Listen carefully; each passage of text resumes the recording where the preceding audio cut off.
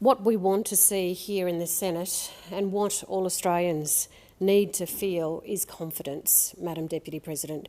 Confidence that we have leadership that is all of those things that provide stability, security, safety, hope for the future, and in particular, transparency and accountability when things go wrong.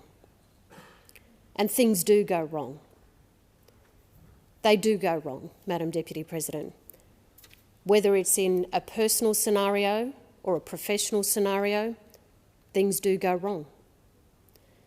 But here in the Senate, when things go wrong, as uncomfortable as it may be, we all have a responsibility to ask the questions.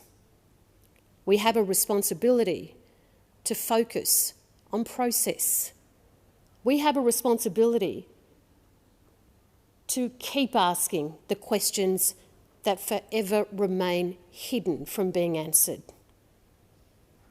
That is our job as senators here. That is our job as opposition senators.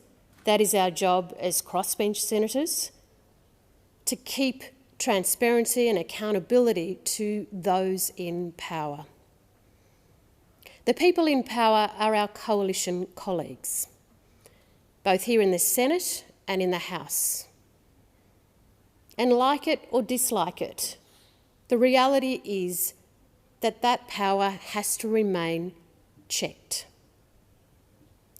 Something terribly horrible went wrong right here in this Parliament, after hours,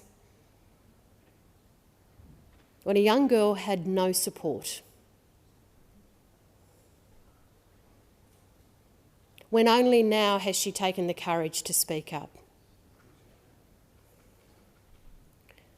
So we keep asking the questions about the process. We keep asking the questions that need to be asked in order to hopefully come out on the other side with a better place of safety for all people who work, not only in this building, but for all Australians to see that there are intolerable acts against others that should never be accepted. Never be accepted.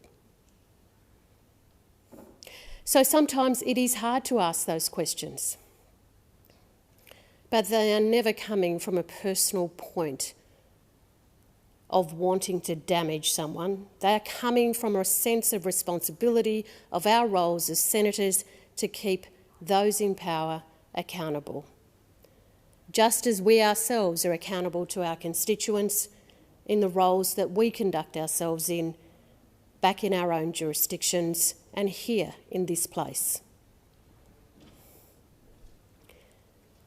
There is no doubting the sensitivities involved on every level here.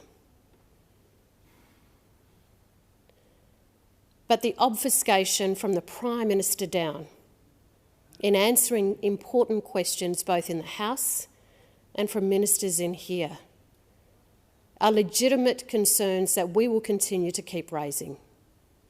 We are unafraid and unashamed to keep asking these questions. You may wish to pose a picture that portrays us as heartless, but that is not the case, because you know, as much as we do, that the discomfort you feel